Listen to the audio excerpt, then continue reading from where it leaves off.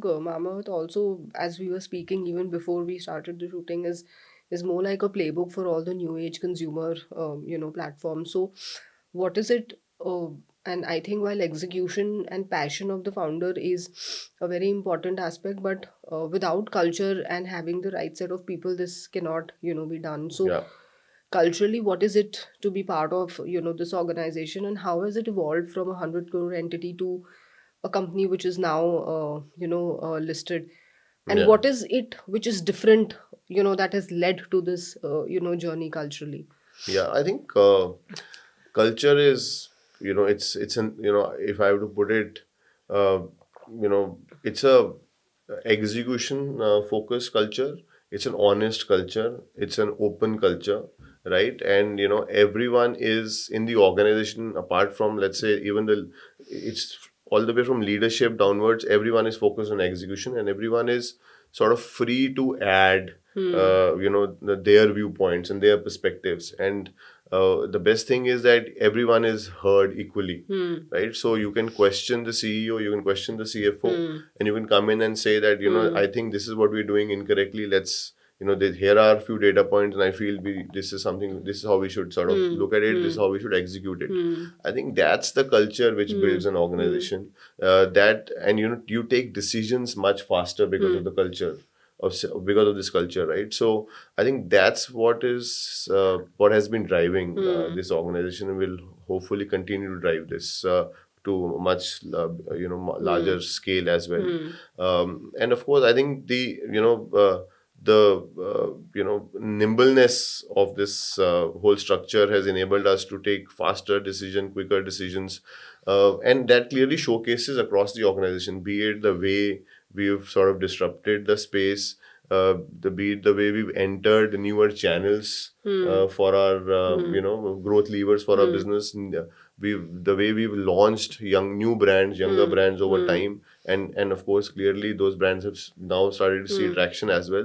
All of this is a result of the right mindset, right culture coming together, and of course, like you said, right people onboarded and enabling them in the right direction. Of course, which is what the culture is, right? So I think that's something which sets us apart in my view. What is your personal leadership style? Uh, yeah, I think if I have to call it in one word, it would be, my focus has been to empower and enable my team. I am not a manager. I sort of I give them a bigger picture, I give them a direction, and then we of course align checkpoints. And then beyond that, it is I empower them to come back to me with solutions, right? And then that's and I give them insights and inputs into what is my perspective, and I respect their insights and their inputs. And then it's not my way or the highway. It's about collaboratively building and ensuring that we go in the right direction. And we also, I also encourage people to keep having conversations outside of the organization. Of course, have conversations within the organization. It's not that you are just focused on what you're doing as a role, or if you're a part of a process in the organization, it's not that you focus on that. You ensure that every role process that you handle or look at, you continue to sort of have conversations outside your organization, and ensure that there is perspective coming in from there.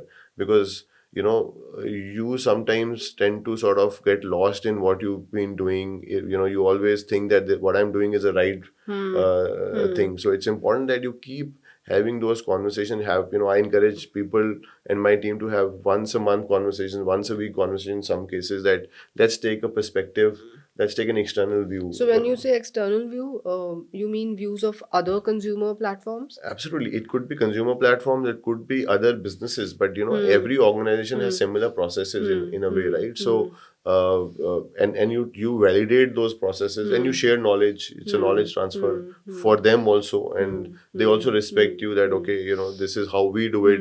What do you think? What is the best way to do this? And so I think you learn and then you grow. So I think that's a very important aspect. I think that's something that I've also learned from my founders here, which they enable that. and it's about, a lot of times people have already figured out what you want to figure out, right? So it's important that you take that perspective. It helps you sort of improve and work more efficiently. And I think you learn also in the process. So I think that's how I would like to put my sort of leadership style, so to say. Do you have Gen Zs in your team? And if yes, how have you been? How are you grooming, them? Yeah, so I think we are a very young organization. I think I'm probably one of the older folks in the organization today. I think it's been like that right from the beginning. We have, of course, I think a lot of Gen Zs in my team in the organization as well. If you ask me, I'm also learning from them. I think it's important. Like I said, you have to learn from each generation. I think it makes me feel old when I talk about generations now, but but I think, yes, I think the good thing about Gen Z is that they're quick learners, right? The information is very democratic now. Whereas when we just started off, the information wasn't as freely available. So we had to really struggle in terms of acquiring, understanding, getting that information. But for Gen Z, I think this is it's a boon for them, right?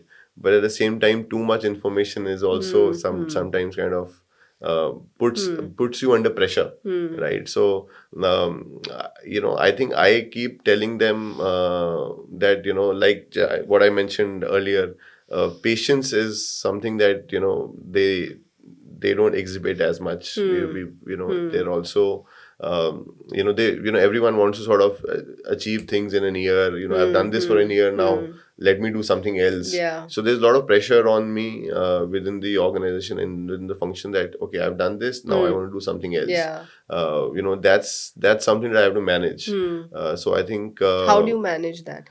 yeah, I think it's important that we keep giving them opportunities to grow. If let's say because we've been a fast growing organization, we've been able to get roles which for an individual, they've also been evolving with the organization. I think beyond a point, of course, it becomes difficult to do that as frequently.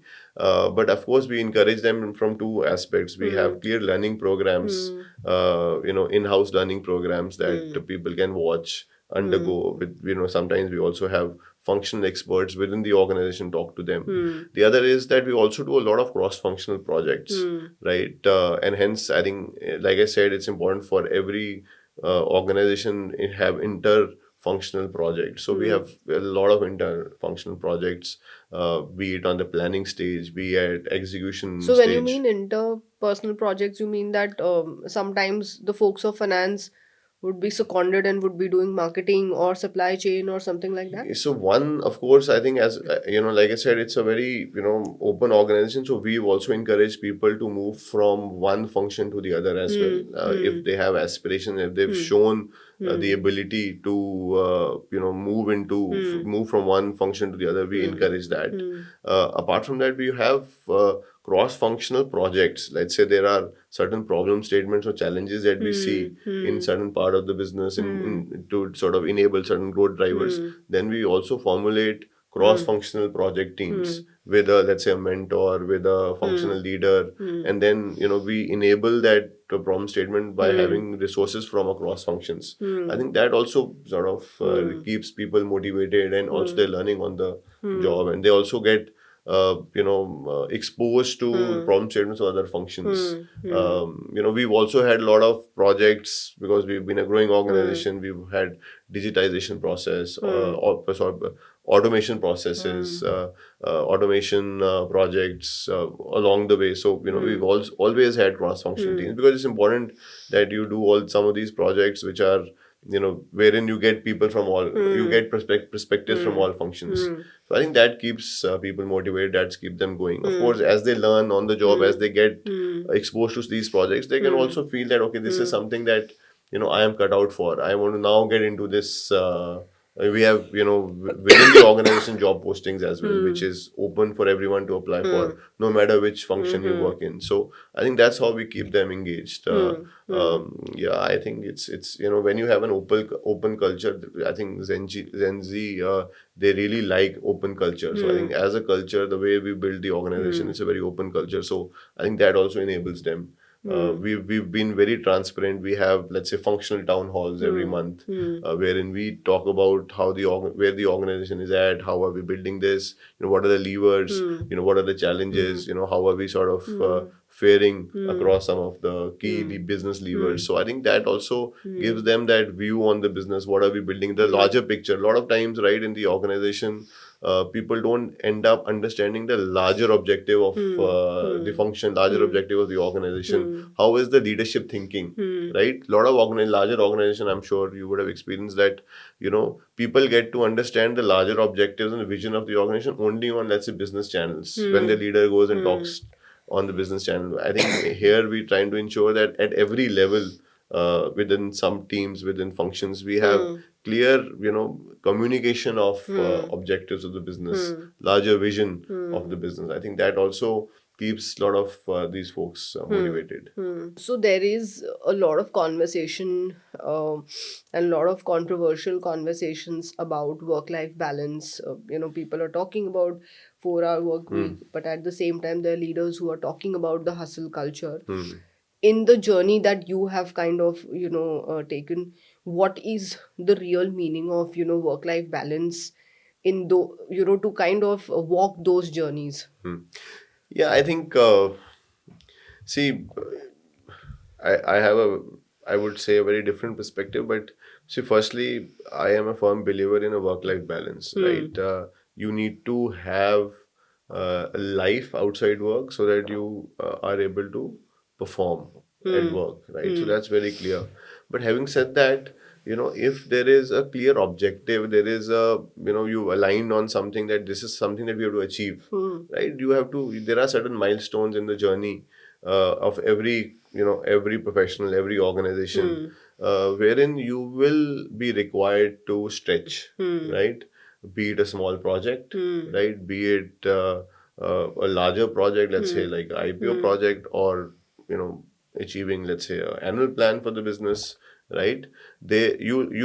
Every project, every objective can always be broken into small little milestones that you sort of keep achieving, right? And you keep focusing on, and you have to align certain timelines to achieve that. Now, whether it is an organization or, let's say, a sports team, so to say, everyone works towards an objective, right? Unless you work hard, unless you show that stretch, you will not be able to either beat the competition, or you'll not be able to outperform, right? So in my view, of course, there will be periods within your professional journey, within your sort of organizational journey, where as a team you have to come together, stretch, right?